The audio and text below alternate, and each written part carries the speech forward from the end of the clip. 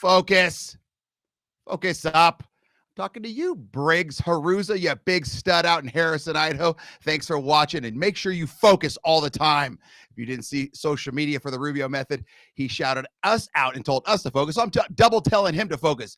Welcome to the Rubio Method. This is episode 34. My name is Chris Rubio. We've got Sir Nicholas Monahan with us, the great co-host of the episode. Make sure you continue to share us on Spotify, Apple, Google, Amazon, and of course the NGBN.TV network.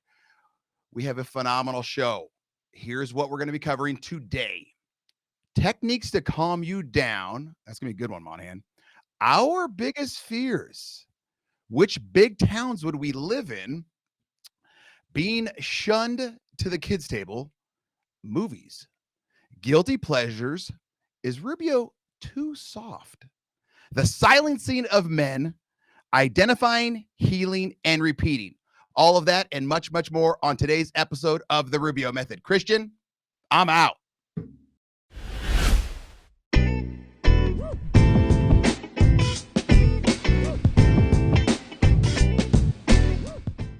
Focus. Focus up. I'm talking to you, Harvey Laguerre. I think I said that correct. I'm not sure. I'm going to keep trying, though. Welcome and welcome back to episode 34 of the Rubio Method. Monahan, I want to talk to you about playoff hockey, but we're not, because we're going to got to jump right into the minute with Monahan. Go.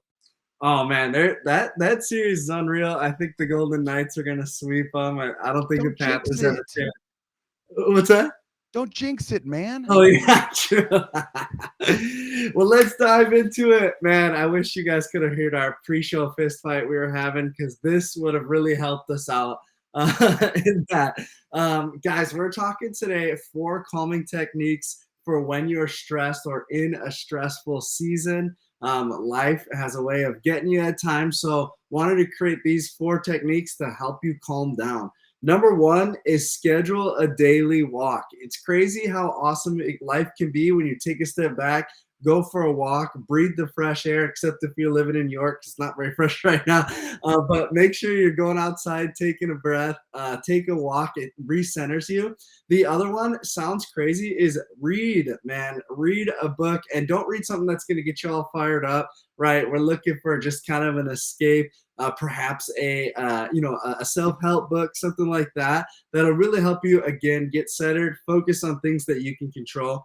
Number 3 is just like we were talking before, is having conversations with people that uplift you, right? Don't you set those boundaries for people that just get on your nerves, and talk to those in your life that, man, you feel good after having a conversation with. And now number 4 is make sure that you are taking time to detach. We've talked about it before, but detach from social media. A lot of times you just see a bunch of talking heads. I feel like Twitter has just become, well, it has always been, but just a cesspool of people being angry. And stay out of those comment sections, because that's where all the filth is thrown about. So detach from social media, and make sure you have your time there. This list really was a culmination of a lot of lists that we've talked about, but really making sure that you can use this in a whole season of life, as opposed to even just one day. Monahan, those were fantastic. Let me recap. Number 1, take a walk. I would say probably without your cell phone. Yes. Yes, Daddy. Number 2, read something positive. Number 3, talk to people that lift you up, or lift you up. So I would call you, Monahan. Let's go. Number 4, detach from social media. Yeah. Fantastic, there you go. I like those. Minute with Monahan. Well done. Now give us I think we have 3 email questions. Let's see what we got, Monahan. We do, and they're a blast. Number 1, the first question, comes from Kara in Minneapolis.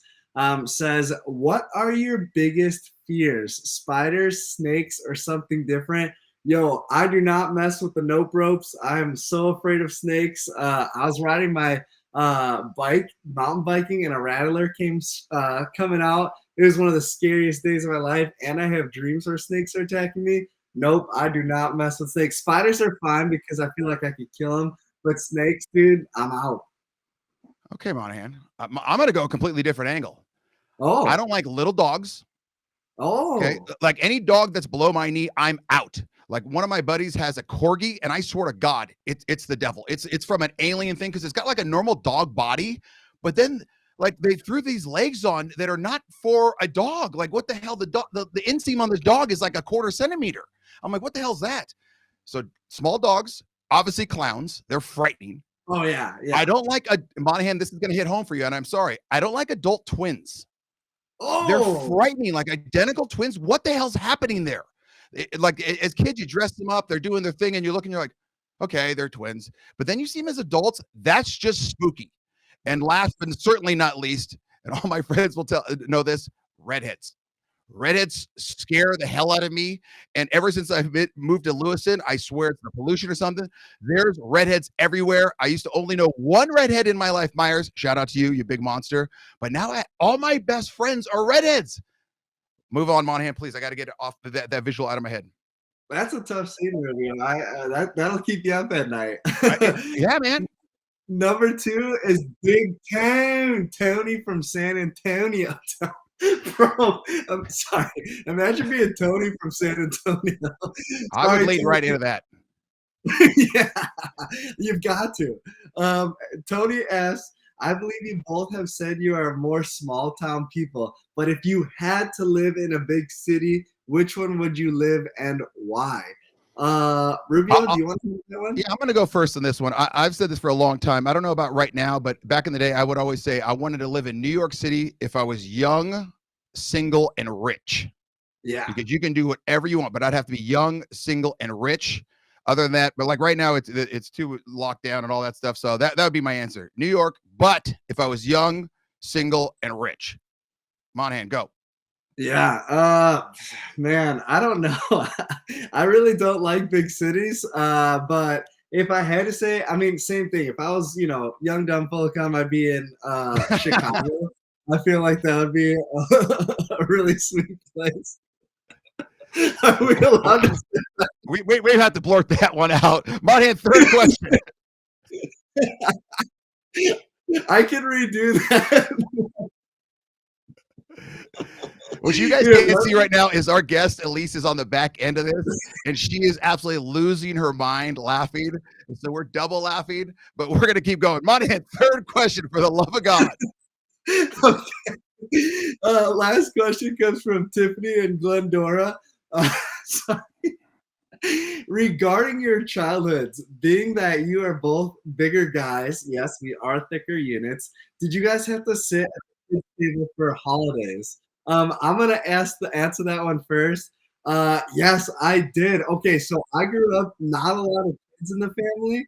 So like all the adults were like pushing 40, 50, 60. Like they were way far removed from where we were.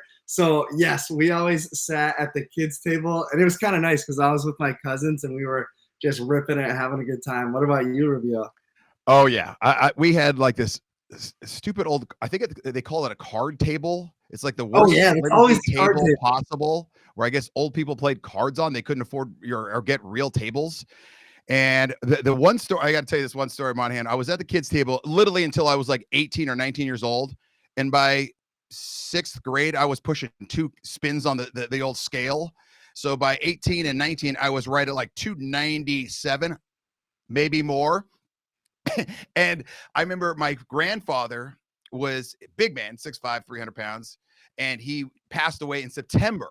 Okay, so Christmas comes around, and he had his head of the table, and obviously he's not making that trip. Okay, and so he's dead, and I was still at the kids' table, and I was there with my younger cousins and nephews and all that stuff, and just cousins because I don't have any brothers or sisters. Parents stopped at me. That's no big deal.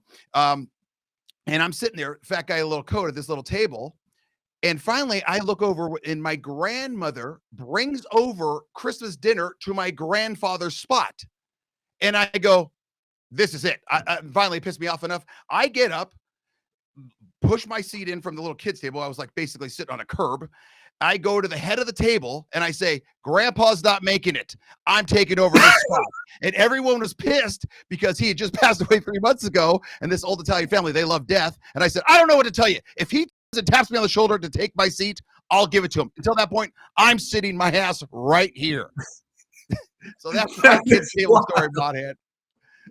That's a great story. All right, we're coming back with the interview section and then the bottom line. Christian, I'm out.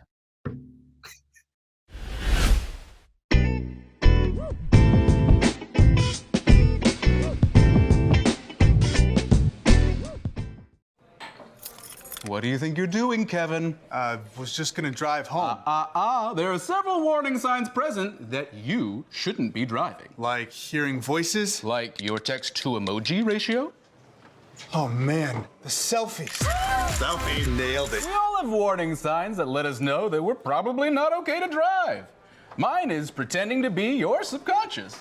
Craig, come on man, let's put a ride home. Focus. Focus up. I'm talking to you. Her name is Chastity. Hope you're having a better day today. I know you've had a little bit of a rough week, but you're doing a great job in life, and I just wanted to shout you out. Welcome back to the Rubio Method. This is episode 34. My name is Chris Rubio. We've got a phenomenal interview segment with Elise Michaels. What is up, Elise? How are you? Before I even get to the how are you, let me tell you a little bit about Elise. She's a mindset and mental health coaching specifically for men.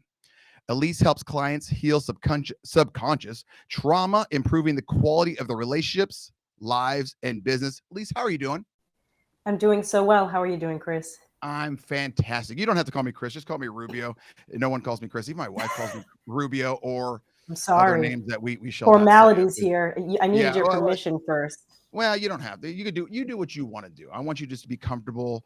But let's start off with 3 easy questions to make you more comfortable. Number 1, what is your favorite movie? Ooh, The Butterfly Effect. Ooh, that is a good movie. I've only seen it once, but it's one of those movies that I right after I saw it, I was like, I need to watch this again, but it's been like a 15 years segment now, and I haven't watched it. But it's really good, and it makes you it's one of those like Inception, where it almost hurts your mind a little bit. Like you're watching, you're like, okay, this is a little too much. Yeah, I've watched it like 5 times. Yeah. Okay, so I need to watch that. Number 2, what is a guilty pleasure you have? I don't have any guilty. I think we talked about this one time. I don't have anything I feel guilty about. Yes. When it comes to doing things I like. I You used can to set feel that awkward about certain things, but like I tell everybody, you like what you like, do weird stuff. It's okay. I'm so in for that. And number 3, we got to get a little serious here. I was scanning over your social media websites, and you talk a lot about emotion. Do I have a problem since I love Hallmark movies so much? Oh boy. Well,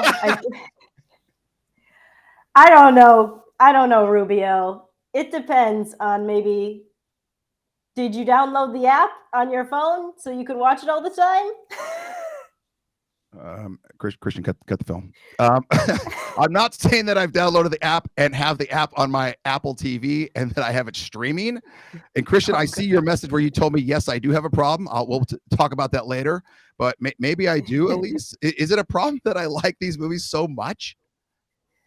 Nah, it's okay. You're keeping it alive. Job insurance. Hell yes. You should be in one. Maybe you should be in one. Would that be your dream? Oh my God.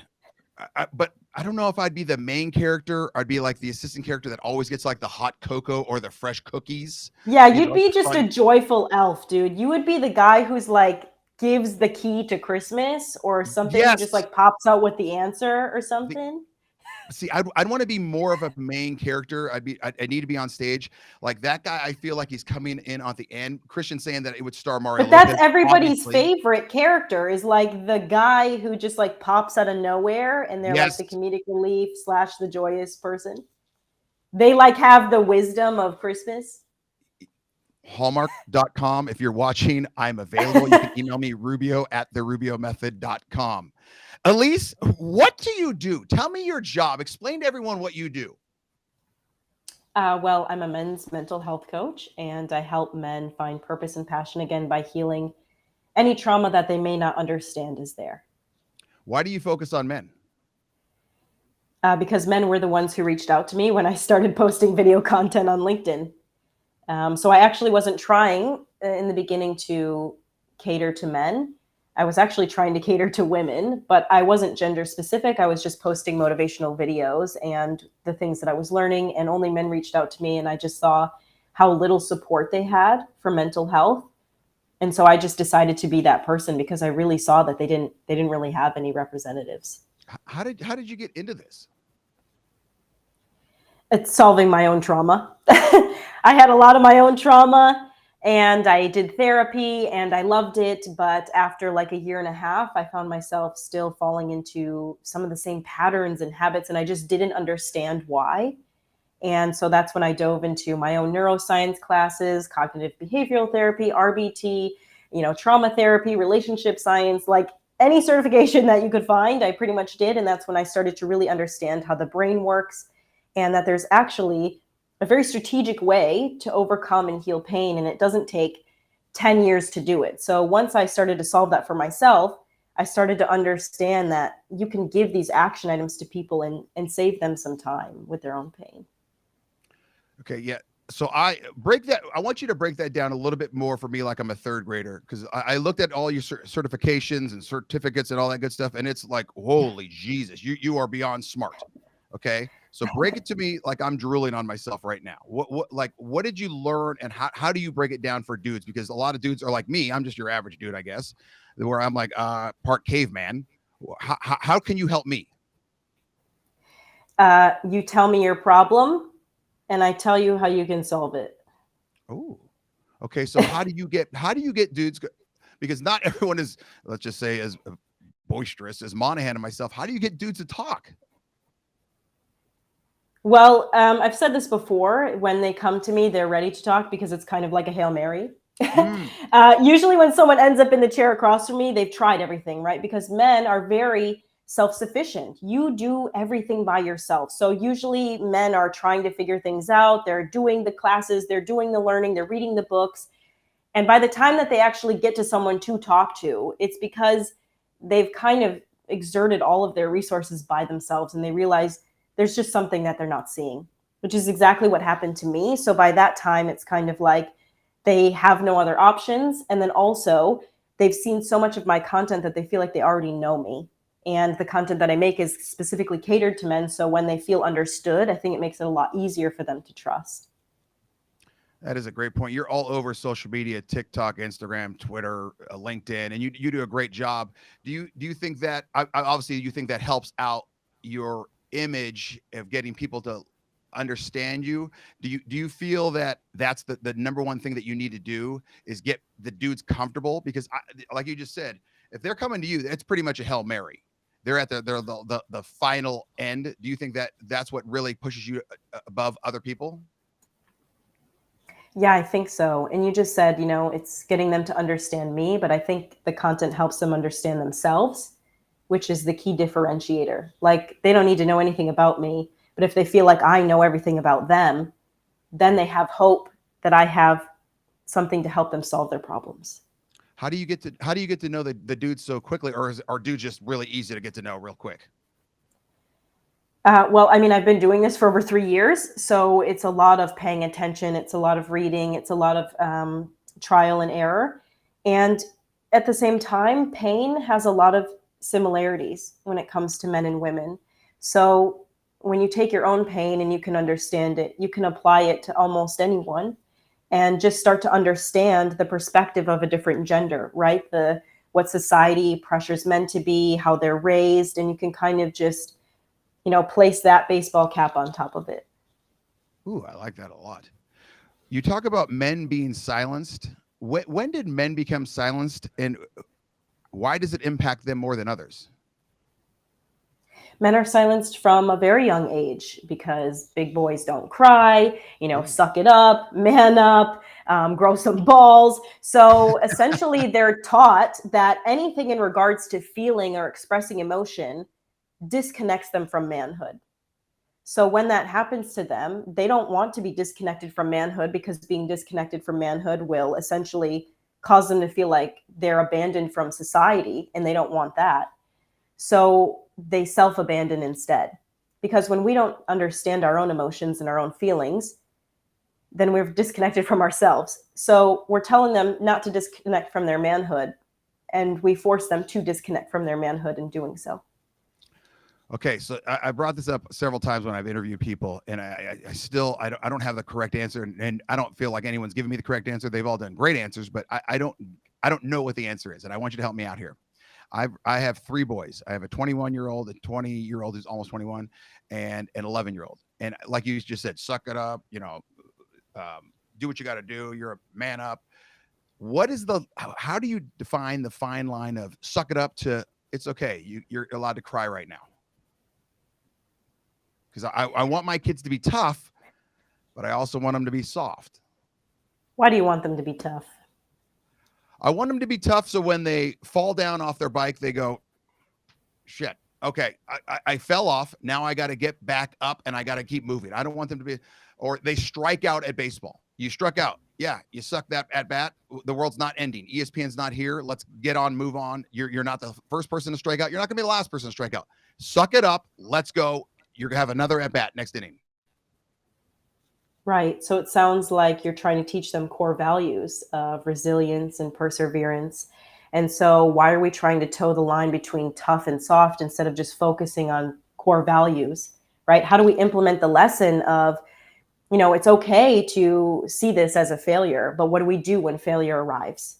We move forward, right? It doesn't have to be, you're not a man if you cry, or, you're a wussy if you do, and you need to toughen up. It's kind of like, how can I be a better teacher of resilience and perseverance in this moment? Do you think that we've gotten the society has gotten too soft on that? I think in some cases, yes, actually, because I think that people are taking feelings into too much account, because feelings technically aren't real, right? They're just perceptions of reality, because everybody's perception of reality is different. And we need to use our perceptions of reality as guidelines and flags to, live our lives in the very, very best way we can. But feelings can always be modified and changed according to our perception. So like if your son is crying because he lost at baseball, right? Because his team lost, right? And he didn't get the winning trophy. And so his perception is, I suck, I'm a loser, I give up. And you're teaching him resilience. You're like, you didn't win this time, but what does this show us? It shows us that we got to work harder and we can win the next time. Okay, great. But instead of doing that, we teach them, oh no, it's okay. You get, like the last place trophy, so that they don't feel bad. But we need to feel bad in order to feel better next time, right? Yes. The feeling bad is a guideline for how we can build the resilience, for how we can build the perseverance. Let it rain. So that's right. We're trying to avoid half of the emotional scale, and that just doesn't work either. Hell yes. I hope that gets amplified right there, because I think that's always, like, I always bring up the point of, at some point the kid has to touch the fire so he understands hot is bad. Like basically what you were saying is you have to lose at some point so you realize losing sucks. And because someone who never loses will always demand a free pass. And that's not how society works. And everybody in society right now is trying to turn society into this free pass society. And it's becoming a victim mentality society. Preach. Not to go off on a rampage. No, you let it rain, sister. That was fantastic. That's exactly. No, that was great. And but how?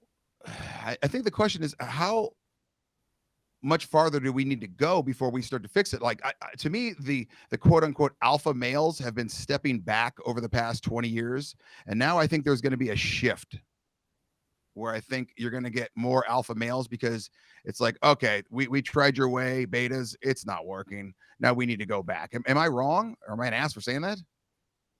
I mean, I don't really agree with the terms alpha male and beta male. I think in general, we need more men who embrace their idea of masculinity and value system. I don't think how we used to be considered masculine is the perfect way.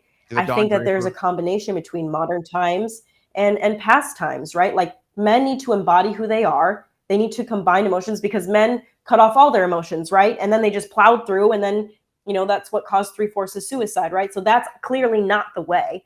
But now we can't just have too many emotions, because like we said, too many emotions creates a perception of reality that's not real. So we need to, embody who we are, embody the values, and go by those guidelines. And then you can't worry about what society's doing. You can only worry about your own family unit, the type of man that you are, and who you're demonstrating that man to everyone around you. And that's how we start to shift. Love that. On your website and all your social media, you talk a lot about identifying, healing, and repeating. Identifying, healing, and repeating. Can you explain that a little bit for me? Yes. So, I mean, first you have to become aware and identify what's going on, why you're doing the behavior pattern. Then you heal it by reprogramming certain neural pathways, because essentially everything that's wrong with us is a behavior that was learned, and it's a habit. So all you have to do is literally retrain yourself. Like any trauma that you've experienced is just a learned program for survival. And you don't have to be traumatized, quote unquote, for the rest of your life. You can learn how to reprogram it, heal it, and then you repeat. Anytime that you continue to grow, you'll find new things about yourself that you want to change, and you just kind of rinse and repeat. But it's never rinsing and repeating the same thing. It's rinsing and repeating as a continuous growth pattern. A lot of dudes are going to be watching this. How do they contact you? What do you offer? Because I know right now you're in Turkey. Okay. I'm in Turkey. Fun little fact. My foreign language that I took in college was Turkish. Oh, can you say something? I can say Damla. Isn't that professor? I don't know. I don't know. But and I remember Bobalep Gep. I'm not sure what that means, but I remember it. Anyone from a Turkish audience is going to be watching this going, yeah, they're like, going to what? love this. All right. How do people find you? What do you offer? Sell me right now. Anyone can find me on social media anywhere. All my content is free, but if you want to get started on your healing journey, I do have a 99-cent masterclass that you can take at any point in time. I made it 99 cents. It's the foundation for trauma healing for men. And if you like that, if you find value from that, we do have a healing group for men called the Better Man Membership. And every month we have a new masterclass in there for men to connect, collaborate, learn a lesson, and then also support each other along the way. And everything can be found on my website. I will never reach out to you for a reading, just in case anyone follows me and they get a weird ask for donations. That's not me. But yeah, that's what I have. What is your website? EliseMichaels.com. And I'm assuming they can find you on social media at Elise Michaels. Everywhere. I'm everywhere. Okay, since I'm a dude, and I always this would be my question if I'm a dude. Well, I am a dude. Okay, how long does it usually take for you to kind of heal me, fix me? Well, it's not my job to heal you or fix you.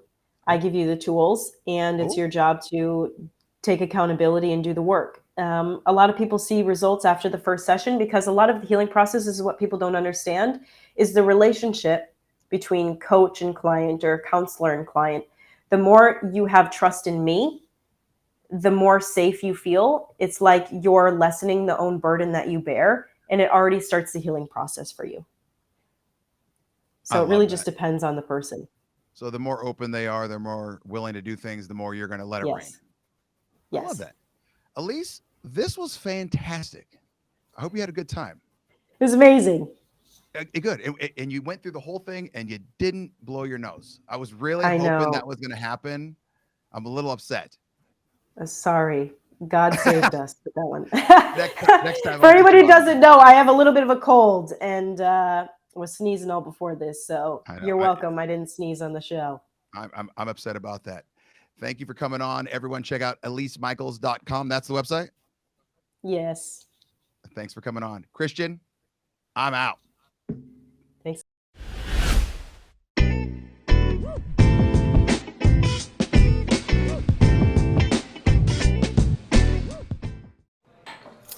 What do you think you're doing, Kevin? Was just gonna drive home. There are several warning signs present that you shouldn't be driving. Like hearing voices? Like your text to emoji ratio? Oh man, the selfies. Selfie. Nailed it. We all have warning signs that let us know that we're probably not okay to drive. Mine is pretending to be your subconscious. Greg, come on, man, let's put a ride home. Focus.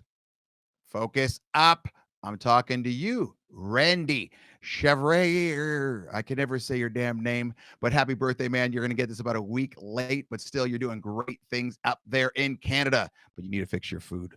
poutine is terrible.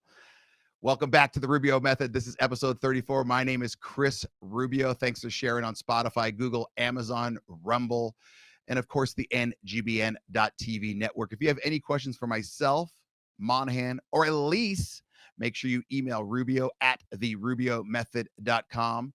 Now it is time for the bottom line. The bottom line is all the stuff you should have learned without even realizing you learned it. Number one, learn to calm yourself down. Remember back when Monahan was talking about his 4 tips to calm yourself down? What were they? Take a walk, read, get off of social media, and talk to someone who's uplifting. Those are great 4 things. Learn to calm yourself down. Number 2, sometimes you must make the move to gain some respect. I was 18 years old. It was Christmas time. I saw the opening at the dinner table. Grandpa was dead for 3 months. I knew he wasn't coming to the table. I took that spot. I got that spot for the rest of my life. So number 2, sometimes you must make the move to gain some respect. And the last but not least, bottom line, number 3, need some help, get some help. Need to say something, say something. Like we talked about with Elise. First step is just talking, getting to meet someone. That's what she said. She said, as soon as they get to her, they're pretty much in the right direction because they've realized, okay, this is a Hail Mary. I need some help and I need it right now. So need some help, get some help. Need to say something, say something. This was a great, great episode. 34 with Elise Michaels, Nick Monahan, and myself, Chris Rubio. Christian, I'm out.